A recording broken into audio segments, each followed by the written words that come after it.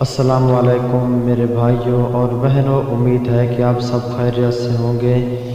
اس video میں ہم آپ کو بتانے والے ہیں حضور اکرم صلی اللہ علیہ وسلم کی سچائی اور ایمانداری۔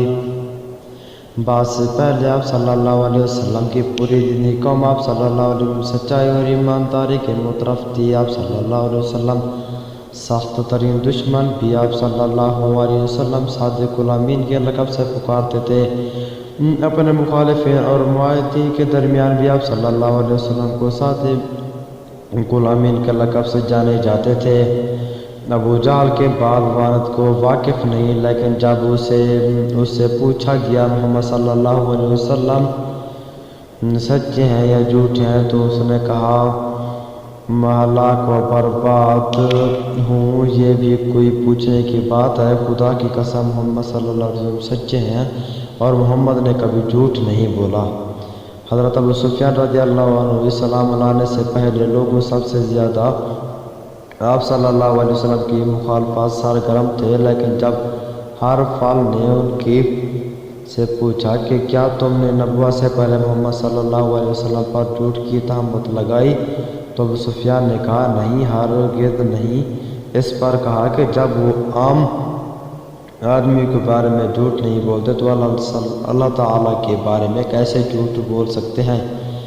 حضرت جبریل علیہ السلام کی پہلی حاضری بعد جب آپ صلی اللہ علیہ وسلم حضرت خدیجہ رضی اللہ عنہ کے پاس گھبرائے ہوئے آئے اور ان سے کہا زملونی چادر اڑاؤ، تو حضرت خدیجہ رضی اللہ عنہ نے آپ صلی اللہ علیہ وسلم سے کہا اللہ تعالیٰ آپ صلی اللہ علیہ وسلم کو ہرگز کبھی رسوا نہیں کرے گا۔ آپ صلی اللہ علیہ وسلم تو تسلی رحم کرتے ہیں، دوسروں کے ساتھ بوجھ اٹھاتے ہیں، مصیبت زدہ لوگوں کی مدد کرتے ہیں، مہمانوں کی خاطرداری کرتے ہیں اور حق کے راستے پر چلتے ہیں، لوگوں کی مدد کرتے ہیں۔ حضرت عبداللہ بن عباس فرماتے ہیں کہ جب یہ آیات نازل ہوئی وَأَنذِرْ عَشِيرَتَكَ الْأَقْرَبِينَ سورۃ شورى 200 صفحہ نمبر 214 اپنے قریب رشتہ داروں کو ڈرایا تو حضور اکرم صلی اللہ علیہ وسلم کو صفا پر چڑھے ہوئے آواز لگائی یا صبح آباد قانون میں پڑھتا تو لوگوں کے پاس ارد گرد آپ صلی اللہ علیہ وسلم کے جمع ہوئے۔ آپ صلی اللہ علیہ وسلم نے فرمایا اگر میں تم سے یہ کہوں کہ وادی کا ایک لشکر تم پر حملہ کرنے چاہتا ہے تو کیا تم میری بات پر یقین کرو گے؟ سب نے یک زبان سے کہا کہ جی ہاں، تم تو ہمیشہ سچی بات کرتے ہو۔ آپ نے فرمایا جب تمہیں ایک دردناک عذاب سے ڈرانے والا ہوں۔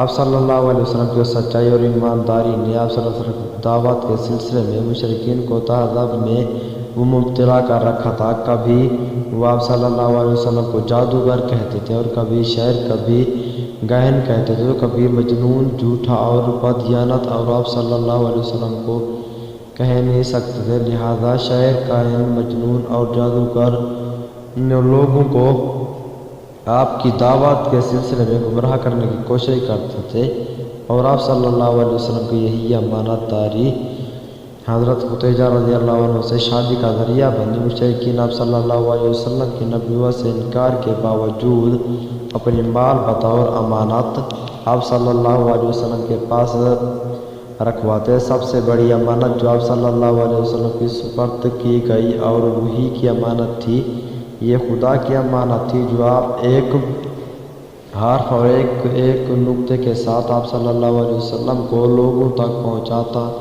پہنچانا تھی۔ چنانچہ آپ صلی اللہ علیہ وسلم نے دشمنوں کی دشمنی اور مخالفوں کی مخالفی کے باوجود خدا کی اس پیغام کو پوری کائنات امانت اور دیانت کے ساتھ لوگوں تک پہنچایا اور اس کی امانت کا حق ادا کیا۔